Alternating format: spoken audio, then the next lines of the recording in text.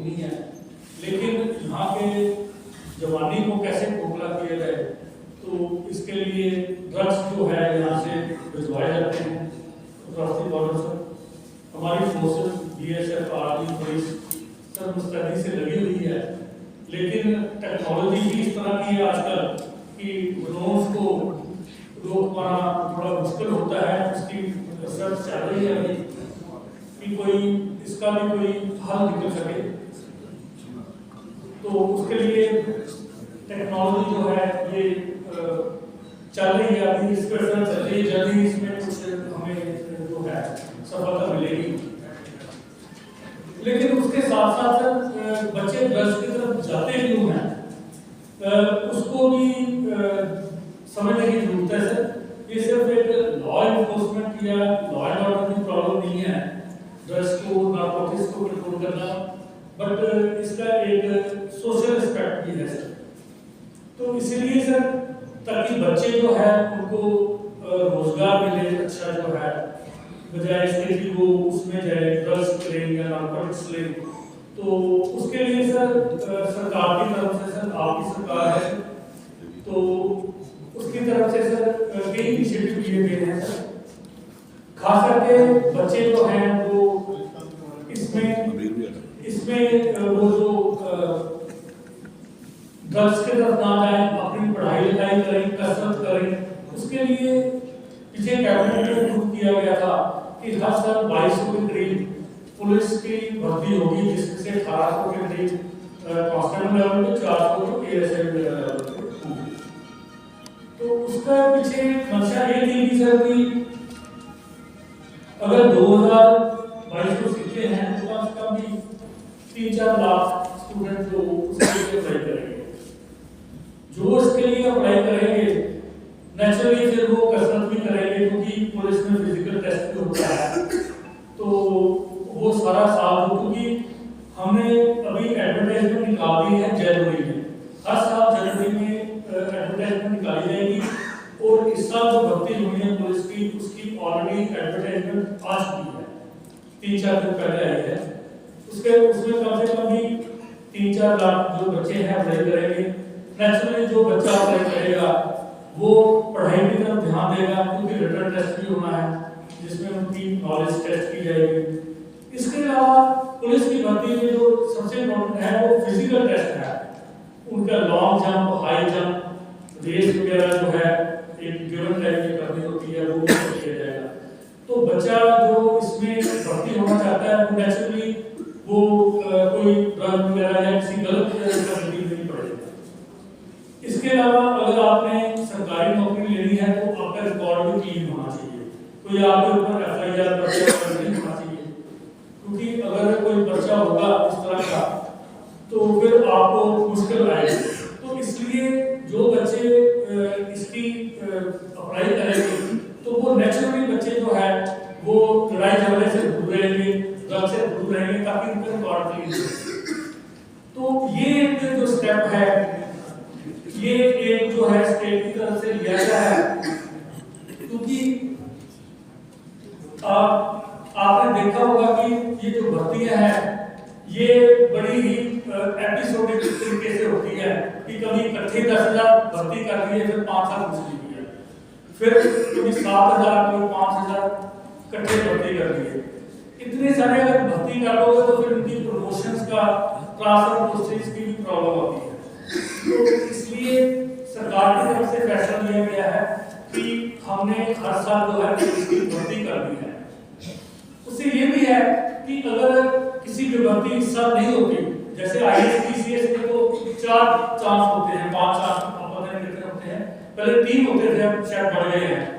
तो उसमें अगर एक बार किसी की भर्ती नहीं होती तो वो फिर तैयारी करना शुरू कर देता है और पढ़ाई करता है और कसरत करता है।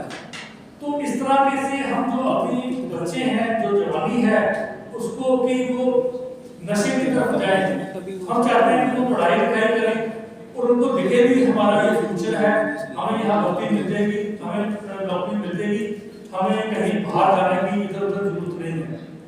सर ये अभी हमने पुलिस ने शुरू किया है कि हर साल भर्ती हुआ करेगी, क्योंकि हमारी कोई 75,000 के करीब पुलिस की टोटल भर्ती है, उसमें रिटायरमेंट हो जाती है कोई 2,500। तो जितनी रिटायरमेंट होगी उतनी हम हर साल जो है भर्ती किया करेंगे। इसी तरह से सर हम सोच रहे हैं कि दूसरे जो डिपार्टमेंट जो सबसे बड़ा एम्प्लॉयर है वो एजुकेशन डिपार्टमेंट है। इसमें अगर 70,000 के करीब है तो एजुकेशन डिपार्टमेंट में 1.25 लाख के करीब जो है ये नौकरियां हैं, उसमें टीचर्स हैं। तो उसमें भी हमने देखा है कि 7,000, 6,000, 10,000, 11,000 भर्तियां होती है लड़की, फिर उनकी प्रमोशन की प्रॉब्लम आ जाती है, पोस्टिंग की प्रॉब्लम आती है। तो उसके में भी सर हम सोच रहे हैं कि इनका भी जो है एनुअल फीचर बनाया जाए, ताकि बच्चे जो है देखो, अगर बच्चा कोई जिसको कुछ अपना फ्यूचर दिखता है कि मैं ये करूंगा ये बनूंगा, तो मेरे को नहीं लगता कि वो किसी गलत संगति में जाएगा या नशों की तरफ जाएगा या इस तरह की चीज जाएगा, क्योंकि उसको अपना फ्यूचर दिखता है। तो हमारा यही है कि हम एजुकेशन डिपार्टमेंट में भी ऐसे ही करेंगे कि जो टीचर्स हैं इनकी भी जो है नंबर फिक्स कर लेंगे। जितने टीचर हर साल रिटायर होते हैं उतने तो एटलीस्ट उस साल भर्ती किए जाए, ताकि जो टीचर्स हैं जो हमारे ही हैं बच्चे जो है कि कोई इधर उधर का कोई गलत काम ना करे, कोई धरना दे, तो उनको पक्का पता हो कि हर साल ये जो भर्ती है इस महीने में जो है एडवर्टाइजमेंट आएगी, ये पेपर होगा और जो है इस महीने में जाके वो जो है अपॉइंटमेंट देगा। जैसे हमने पुलिस के लिए तो फिक्स कर दिया, जनवरी में अपॉइंटमेंट आएगी, फिर उसमें जून में टेस्ट होगा, सितंबर में उनकी वो जो फिजिकल फिटनेस टेस्ट होगी, और अल्टीमेटली दिवाली के अराउंड जो सीएम साहब अपने सरदार भगत सिंह मान जी उन्होंने अनाउंस किया हुआ कि दिवाली के अराउंड जो है उनको हम नौकरियां देंगे, जो ये पुलिस का। तो इसी तरह से हम सोच रहे हैं कि दूसरे महकमे जो बड़े बड़े हैं एजुकेशन, उसमें भी हम ये शुरू करेंगे, ताकि बच्चे जो हैं इनको अपना फ्यूचर मिले और ये गलत काम ना। इसके अलावा सर ये जो है हमारा बॉर्डर एरिया सर, ये पिछड़ा हुआ एरिया है, तो सर आपकी तरफ से डीओ लेटर जो है भारत सरकार से टेका भी किया है माननीय गवर्नर साहब ने कि यहाँ के जो एरिया है बॉर्डर एरिया के लिए दूसरों को नहीं, इनको कोई कंसेशन दिए जाए, चाहे कोई सब्सिडी दी जाए या कोई टैक्स कंसेशन दिए जाए। जैसे टैक्स कंसेशन यहाँ पे हिमाचल जेएंडके वगैरह में दिए हुए थे, मतलब उनका सनसेट क्लॉज में खत्म हो गए थे, नहीं बट दिए गए थे हिमाचल जेएंडके उत्तराखंड वगैरह नॉर्थ ईस्ट में। तो क्योंकि सर जैसे आप कहते हैं कि हमें ये जो हमारे बॉर्डर के लोग हैं ये फर्स्ट लाइन ऑफ डिफेंस है, अगर कोई खुराफात होती है बॉर्डर के पार से, तो ये जो हमारे लोग हैं यहाँ रह रहे हैं जो बॉर्डर एरिया में, ये हमारे फर्स्ट डिफेंस है हमारा, तो इनका ख्याल रखना हमारा फर्ज बनता है। तो कई जगह जैसे है कि ये यहाँ से अप्लाई करके कहीं दूसरा चले जाएं या अपने इसी एरिया में रहें, तो हमें जरूरत है कि यहाँ भी इंडस्ट्री लगाई जाए, ताकि ये लोग भी अपना जो है रोजगार यहाँ पे दिला सकें। तो माननीय गवर्नर साहब की तरफ से ऑलरेडी जो है भारत सरकार से ये रास्ता कायम किया हुआ है कि इस एरिया में भी जो है किसी तरह की कोई इंडस्ट्री के लिए कोई रियायत दी जाए या कुछ दी जाए। इसके साथ ही माननीय गवर्नर साहब की तरफ से और भी है कि जैसे कि कोई यहाँ से ज्यादा रिक्रूटमेंट हो आर्मी वगैरह में, क्योंकि यहाँ के लोग तो आर्मी बीएसएफ वगैरह में, क्योंकि इनका जो क्लोज कांटेक्ट रहता है रोज ही बीएसएफ भर्ती वाले ऑफिसर से, तो इनको एक फैसिनेशन होती है कि ये भर्ती हमें डालें। तो मेरे ख्याल से अगर हम ये ज्यादा कंसंट्रेट करें अपने बॉर्डर एरिया में कि यहाँ से जो है भर्ती ज्यादा की जाए, स्पेशली जो आर्म फोर्सेस हैं, तो उससे भी जो है एक इनको जो है रोजगार मिलेगा और ये जो हमारा जो है बॉर्डर जो है ये सिक्योर हो। क्योंकि माननीय गवर्नर साहब की चिंता है कि हमारे जो बॉर्डर हैं इनको सिक्योर कैसे करें, क्योंकि अब जो है पहले तो पाकिस्तान के था, अब पाकिस्तान चीन वो इकट्ठे हो गए हैं, तो उसकी तरफ से भी कुछ हमारी प्रॉब्लम जो है बढ़ गई है। तो इसलिए हमें बिल्कुल चौकन्ने रहना है और जो इंफ्रास्ट्रक्चर की आपकी जरूरतें हैं उसमें भी बॉर्डर एरिया डेवलपमेंट प्रोग्राम जो है इसमें कुछ प्रॉब्लम आ रही है 1-2 वर्षों से, क्योंकि हमें फंड्स भी मिल रहे हैं, लेकिन इसके बारे में माननीय गवर्नर साहब जी की तरफ से भारत सरकार के साथ आपका कायम किया गया है कि इसमें हमें जो फंड्स दिए जाए, क्योंकि बॉर्डर के जो है इलाके में सारा कंफर्ट छोड़ के चंडीगढ़ से इतनी दूर आप आए हैं इन सबको मिलने के लिए। सर आपका वेलकम और थैंक यू सर। बहुत बहुत धन्यवाद सर।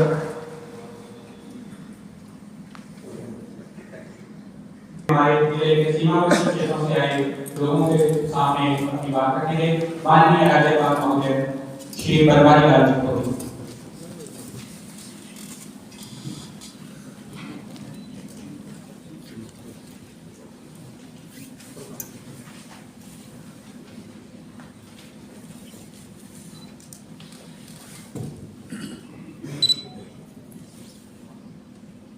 मंच पर उपस्थित अमोल के MLA Shri Sandeep Jakhar, chief secretary government of Punjab Shri Vijay Kumar Janjua ji, Punjab के डीजीपी गौरव यादव जी,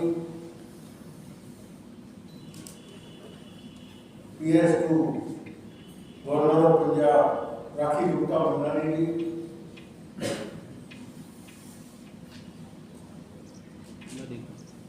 DIG Ferozepur Shri Ranjit Singh ji Dhillon, deputy commissioner पालिका डॉक्टर सिमरन दुग्गल, SSP पालिका श्री भूपेंद्र सिंह जी, ADC पालिका श्री मनदीप को उपस्थित अधिकारीगण, गृहमंत्री भाई बहनों और हमारे यहाँ उपस्थित सभी सरपंच महोदय,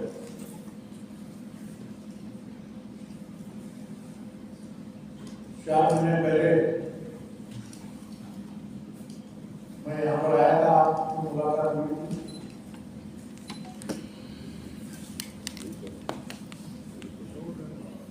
चार महीने के बाद में तो मैंने कहा था कि 3 महीने में आऊंगा और ये रिव्यू करने के लिए जायजा लेने के लिए उसमें क्या कर सकते हैं हम लोग मिलकर और क्या कर सकते हैं,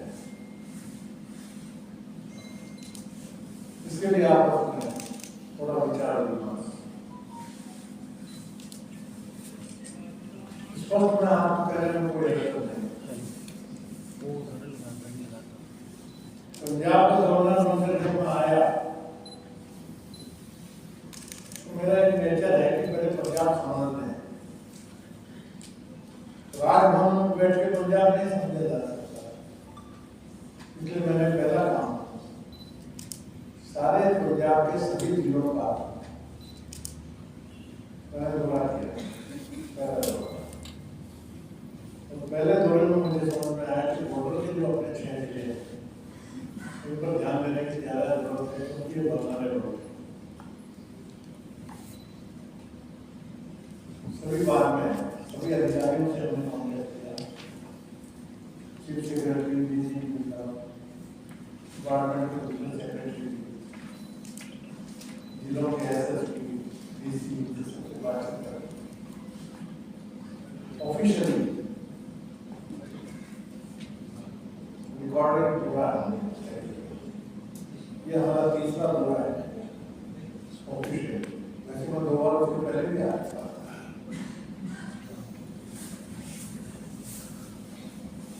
चिंता है तो पंजाब में राजभवन में रहता हूँ, पढ़ने का मौका भी मिल जाता है और एक आदत है पढ़ने, प्रोफेसर से जर्नलिस्ट पढ़ता हूँ पंजाब के बारे में काफी हाँ जी सर। गौरवशाली इतिहास है। नहीं मैं बिल्कुल नहीं कहना चाहता। मेरा तो पूरा करीब पूरे देश में घूमना हुआ है।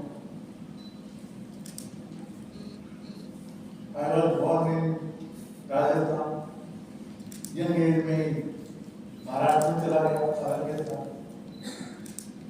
कार्य क्षेत्र मेरा महाराष्ट्र में परिचय जैसे कराया गया,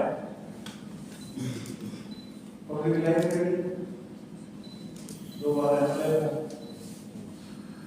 3 बार लोकसभा में गया, फिर 4 स्टेट में गवर्नर की जिम्मेदारी संभाली। आसाम, 4 तमिलनाडु से फिर यहाँ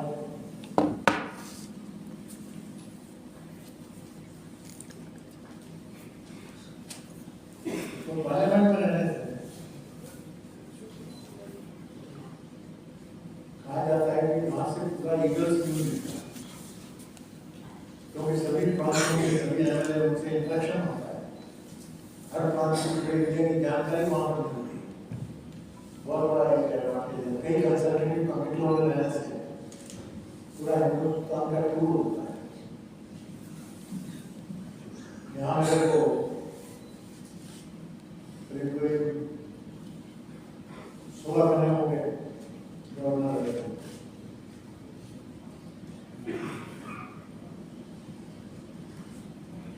कितना कह सकता हूँ, गौरवशाली इतिहास पंजाब का। जो बलिदान की कहानी, 5 नदियां हैं यहाँ पे, उपजाऊ भूमि हर दृष्टि से देखा जा सकता है।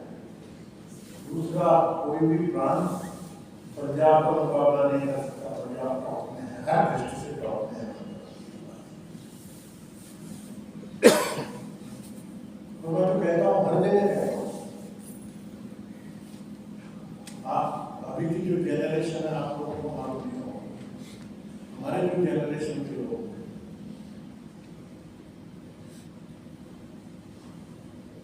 जो देश स्वतंत्र होने के बाद में 5-7 साल के बाद में परिस्थिति ये थी कि अनाज खाने के मुहताज था हिंदुस्तान, और उसमें जनसंख्या क्या थी? 35-40 करोड़ की जनसंख्या। वो 40 करोड़ की जनसंख्या की भूख मिटाने के लिए अनाज नहीं था, अमेरिका से इम्पोर्ट करना पड़ा। मैंने खाया, हम लोगों ने राशन के माध्यम से वो लाल गेहूं आता था, उसकी रोटी इतनी चमड़े की जैसी रोटी करत थी, वो हमने खाई। तो मैंने खाई, लगता नहीं। और आज देश की परिस्थिति 135 करोड़ की जनसंख्या, उसके बाद में उनके लिए भरपूर अनाज नहीं है, बल्कि हम एक्सपोर्ट करने की तैयारी में है। कई एक्सपोर्ट करते हैं। ये प्रगति हुई है ना, और निसंकोच कहना होगा, इस प्रगति में बड़ा हिस्सा पंजाब का है, बड़ा हिस्सा है पंजाब का। इतना गौरवशाली इतिहास हर दृष्टि से। 5 नदियां बह रही। चंडीगढ़ में बैठा हूं, राजभवन पानी पीता हूं, हिमालय का पानी है, हिमालय से पानी ये भागी कौन से दूसरे प्रांत को,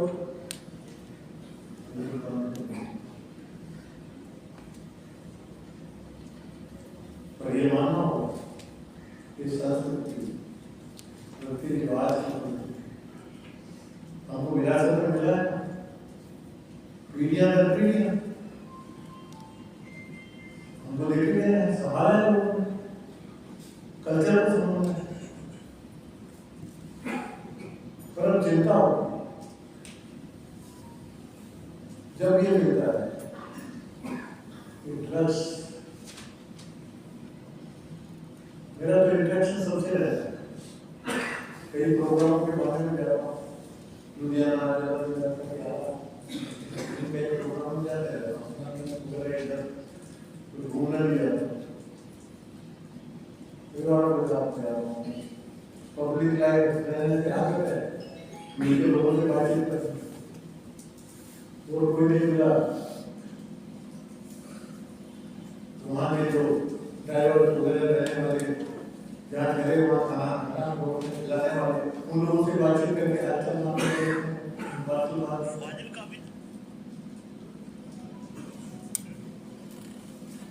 स्कूलों के प्रिंसिपल अभी चिंता करते हैं कि बच्चों में ड्रग्स की आदत पड़ गई है। ये सबसे ज्यादा चिंता है। ये लड़ाई फाजिलका के एसएसपी साहब को और उनके डीसी को मैं उनको तारीफ करूंगा। सबसे ज्यादा अटैक इनका मेरी बात पे इन्होंने ध्यान दिया। एक बात आप मुझे सुन लो। पहले मैं आया था 9 दिन से इन्होंने जो कमांडर चालू किया है मैं भी हूँ सीजर मैं भी हूँ पकड़ना मैं भी हूँ अरेस्ट गुमों को सजा देने का काम फाजिलका में किया है।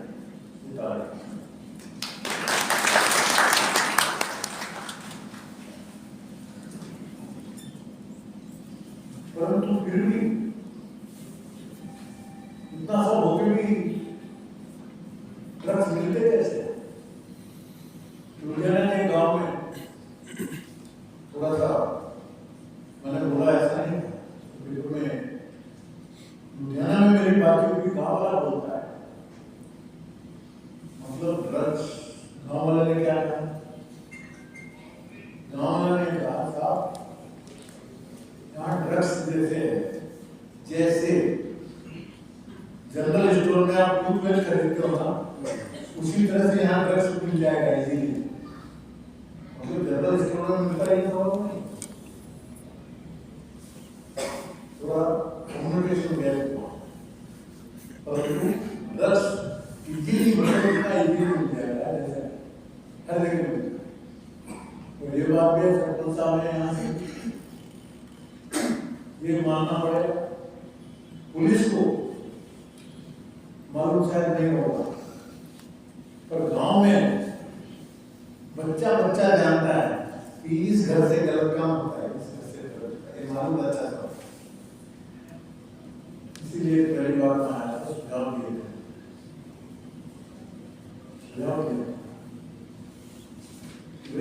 नागरिक सुरक्षा समिति बनाई और खुशी की बात की है कि उसको इम्प्लीमेंट किया फाजिलका डीसी एसएसपी मिलके करीब 106 गाँव में नागरिक सुरक्षा समिति में गठन हो गई। तो नागरिक सुरक्षा समितियां गठन होंगी और वो एक्टिव रहेगी उसका इफेक्ट होता है। मैं तो ये कहता हूँ सभी सरपंचों को आप जरा भी मुरब्बत मत करिए सगा हो या कोई भी हो गलत आदमी है तो गलत है तुरंत पुलिस को कॉल करिए। एक जगह पर क्या है साहब पुलिस कहीं हमारा नाम बता देती है उनका डरने लगे यदि ऐसा होगा है तो राजभवन के सामने शिकायत का एक डब्बा रखा हुआ या तो वहां डाल दीजिए यहाँ पोस्ट से भेज दीजिए। मेरी आदत है जितनी पिटीशन आती है मैं एक एक देखता हूँ एक एक पढ़ता हूँ किस तरह की पिटीशन आएगी डीजीपी साहब है मैं तुरंत इनको खबर करूँगा कि ऐसा ऐसा है काम करें। अभी ड्रोन से बीएसएफ का मिलकर ड्रोन काफी गिराए जा रहे हैं दवाइयाँ पकड़ी जा रही हैं फिर भी पूरी फैली हुई है ना इसका मतलब कितनी आती होगी कहाँ से आती होगी बॉर्डर से घूम के आती होगी बिल्कुल चौकस रहना ये जब तक नागरिक चौकस नहीं होंगे तो आपको यही आह्वान करने आया कि हमको विरासत में जो पंजाब मिला है आने वाली पीढ़ी को क्या हम कैसा पंजाब छोड़ के जाएंगे ड्रग्स से पहले को चिंता क्या देखूंगा इसके अंदर से क्या हालत होगी, इनका पुराना इतिहास होगा। तो ड्रग्स पूरा जड़ से खत्म हुआ, उसके बाद वापस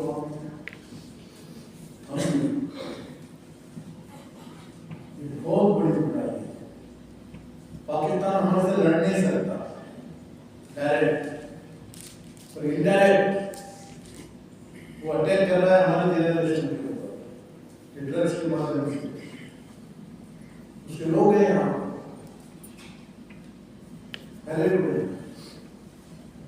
राष्ट्रभक्त के तत्व हैं, कैसे तत्वों को निपटना चाहिए। जैसे गृहिणी गेहूं साफ करती है, कंकर निकाल के रख देती है, ऐसे तत्वों को चुन चुन के निकाल के रखो। समाज को कोई स्थान नहीं होना चाहिए, उनका स्थान जेल में।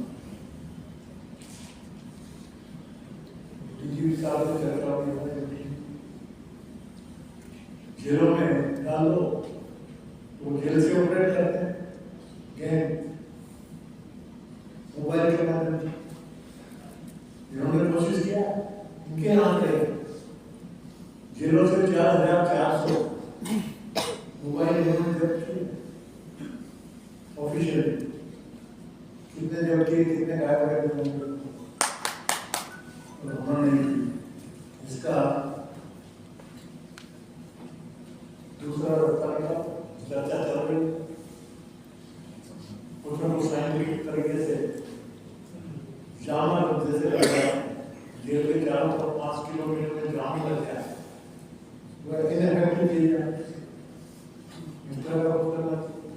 BSNL ने कुछ सुझाव दिया है कि हम जिम्मेदारी पैसा लगे, रात की सुरक्षा के लिए पैसा कहीं से भी आएगा, और ये टॉप प्रायोरिटी हमारी है देश की सुरक्षा। तो मैंने स्टडी किया, मैं नया एक चालू किया, कनाडा जो कोई आगे खालिस्तान का कहाँ पे देशद्रोह, भारत है, पंजाब इतना सुंदर है, अभी नाम है, रात गीत होता है, पंजाब सिंध गुजरात कर्नाटक पहले नंबर पंजाब का आता है, गौरव है हमको पंजाब में, कैसे बनेंगे? ये देशद्रोह लोगों को नकारना है। और इनके साथ में सबसे बड़ी बात है, जितने माफिया गैंग गुंडा तत्व है वो प्रेस्टिज करके अपना खालिस्तानी मूवमेंट के लिए एक्टिविस्ट बन के अपना इज्जत लेना चाहते हैं, उनको पहचाना उखाड़ करके तरफ से you should not tolerate. I am telling you Punjab भाई, पंजाब राष्ट्र में जगह नहीं थे, तो देशद्रोही की तरह से उनको ट्रीट होना चाहिए। कैसे बोला, राष्ट्र की सुरक्षा हमारे नेक्स्ट जनरेशन है, और सारे असेंबल जितने हैं उसमें देखा नो मच आपका सहयोग बहुत जरूरी है। सरपंच खासकर आप लोग आप जागृत रहेंगे, पंजाब की अस्मिता के साथ मेरी सबसे बड़ी हम साथ में, केंद्र सरकार साथ जो भी मदद लगी, BSF भी मुस्तैदी से पुलिस के साथ पूरी मुस्तैदी से, आर्मी ब्रिगेडियर थे, ब्रिगेडियर ने भी कई बात है, पूरी मिलिट्री आर्मी पूरी बॉर्डर के साथ, परंतु ड्रोन से आता है रिसीव करने वाला कोई है, वो आइडेंटिफाई नेक्स्ट जनरेशन के लिए, पंजाब के भविष्य के लिए, पंजाब की गरिमा के लिए, पंजाब नंबर 1 स्टेट रहना चाहिए, प्रोग्रेसिव स्टेट, कल्चर में इतना शानदार कल्चर है। और साहित्यिक गतिविधि का कार्यक्रम, क्या भांगड़ा डांस किया उन्होंने, सामने लोग बैठे रहे,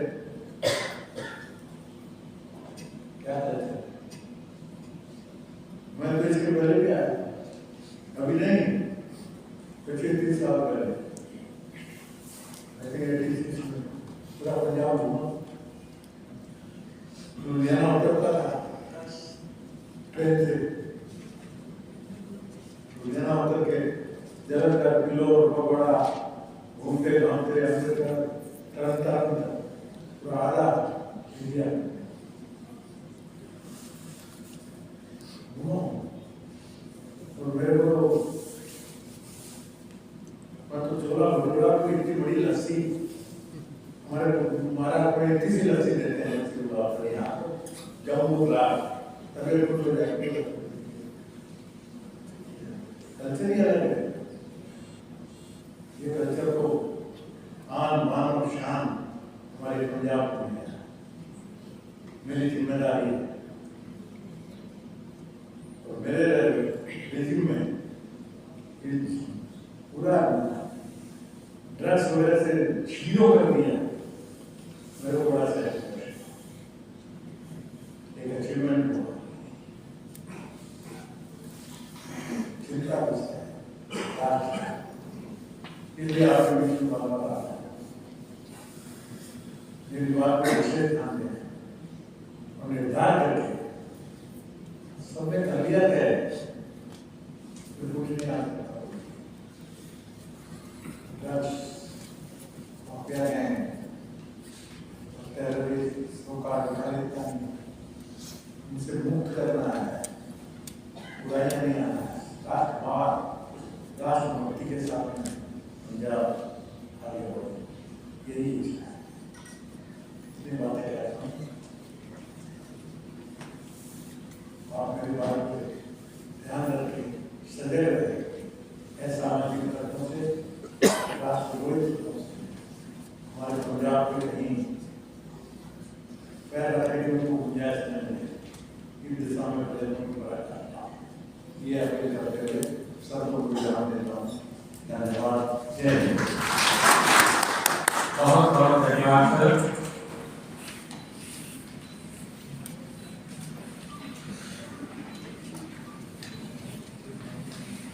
मैं बेटी का कि कुछ सरपंच को अपनी बात करना चाहूँगे, काम मौजूद प्लीज।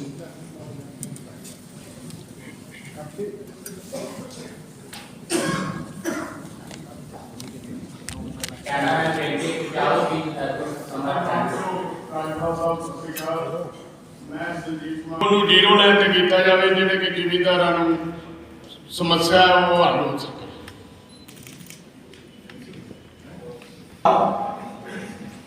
पेंशन का प्रश्न है, पहले भी उठाया गया था। इसमें दो चीज थी, डीसी जितने भी हैं उनको बोला गया है कि प्रॉब्लम को कैसे सॉल्व करना। चीफ हमारे चीफ साहब हैं, चीफ सेक्रेटरी साहब, उन्होंने इंस्ट्रक्शन दिया है, तो दोनों काम चालू है। कॉम्पेंसेशन का भी सवाल आया था, वो भी चालू, और पेंशन कितना आगे मुद्दा कर रहे हैं। दूसरा प्रोजेक्ट लगाया गया था समय का, बीएसएफ कानून को बोल दिया गया था 1-2 घंटा आगे पीछे जैसा करना था। आपकी बात मानी गई तो कोई हिसाब से उन्होंने काम शुरू कर दिया। मेरा नाम जगजीत सिंह, पिंड पुराना सोना जी। सर मेरे सवाल है जी, साडा जिहड़ा एरिया जी बीटी कोटन है जी, नरमा ही होंदा जी, ਤੇ बीएसएफ ने ਸਾਨੂੰ ਕਹਿ ਰੱਖਿਆ ਜੀ 70 ਮੀਟਰ ਪਿੱਛੇ 2.5 ਫੁੱਟ ਉੱਤੇ ਫਸਲ ਨਹੀਂ ਬੀਜ ਸਕਦੇ ਜੀ, ਤੇ ਬੇਤਲਾ ਇਲਾਕਾ ਜੀ ਨਰਮੇ ਤੋਂ ਸਿਵਾ ਫਸਲ ਵੀ ਨਹੀਂ ਹੁੰਦੀ ਜੀ। ਇਹ ਹੈ ਜੀ ਮੇਰੇ ਸਵਾਲ।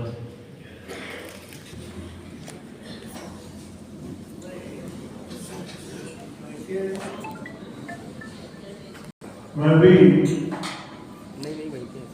किसान फैमिली से हूँ,